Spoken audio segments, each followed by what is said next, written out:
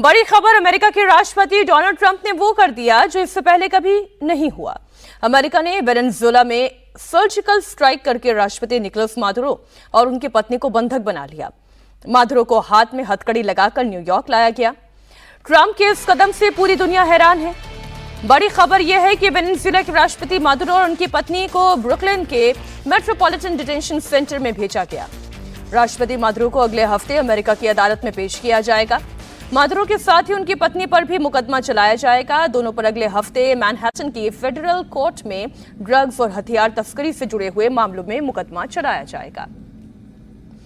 अब ये जो तस्वीर आप देख रहे हैं, विक्ट्री का साइन ऐसे बना रहे हैं जैसे कोई विजय हुई है, लेकिन मादुरो ये जानते हैं कि वो अब उनकी किस्मत, उनका भविष्य, सब कुछ अमेरिका और डोनाल्ड ट्रंप के हाथ में है।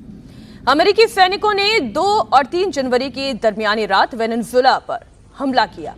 राष्ट्रपति निकोलस मादुरो और उनकी पत्नी सिलिया फ्लोरेस को अगवा किया गया। देर रात कड़ी सुरक्षा के बीच मादुरो को न्यूयॉर्क के Stuart air national guard base पर लाया गया। कड़ी सुरक्षा के बीच मादुरो को प्लेन से उतारा गया। वो नीले रंग की जैकेट में थे, उनके हाथों में हथकड़ी थी। इस दौरान वो लंगड़ाते हुए दिखाई दिया और इसके बाद मादुरो को न्यूयॉर्क सिटी के मैनहट्टन ले जाया गया। यहां पर कानूनी कार्रवाई की गई। अब राष्ट्रपति मादुरो और उनकी पत्नी को ब्रुकलिन के डिटेंशन सेंटर लाया गया। अमेरिकी स्पेशल फोर्स ने मादुरो को बंधक बनाने का ये पूरा ऑपरेशन महज 30 मिनट में ही पूरा कर लिया। स्पेशल फोर्स के जवानों ने इतनी फुर्ती से इसे अंजाम दिया कि वेनेजुएलाई सेना को रिएक्ट तक करने का मौका नहीं मिला। मादुरो को बंधक बनाने के बाद ट्रंप अब डंके की चोट पर कह रहे हैं कि वेनेजुएला को अब अमेरिका चलाएगा।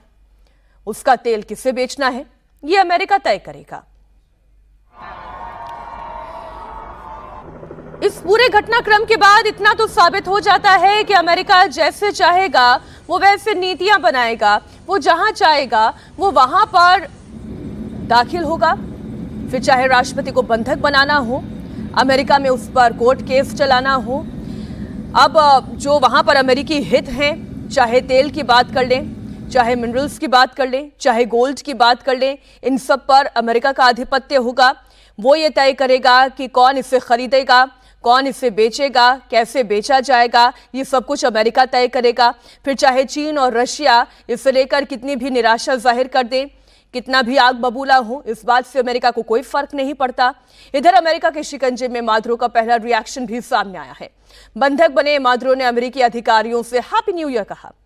मादुरो का ये वीडियो मैनहट्टन के ड्रग एनफोर्समेंट एडमिनिस्ट्रेशन ऑफिस का है, जो इस वक्त आप देख रहे हैं।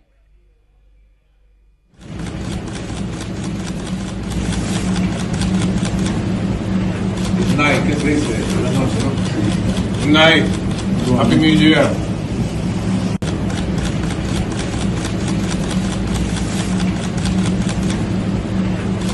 Che triste, la notte, no? Good night. Happy New Year.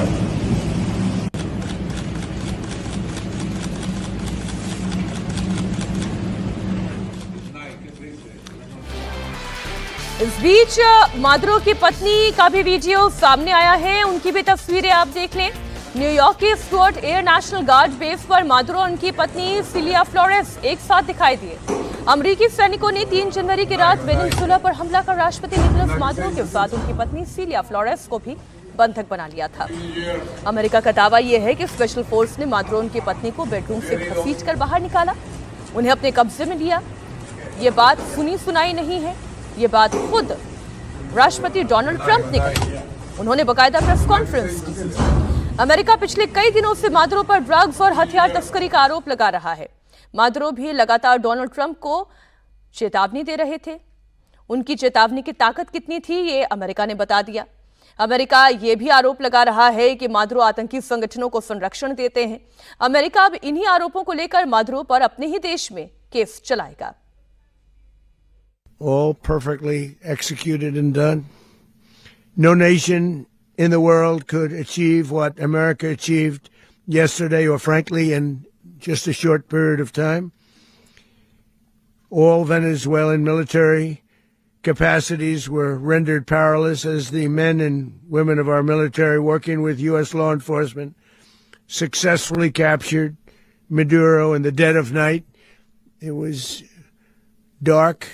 The lights of Caracas were largely turned off due to a certain expertise that we have. It was dark and it was deadly.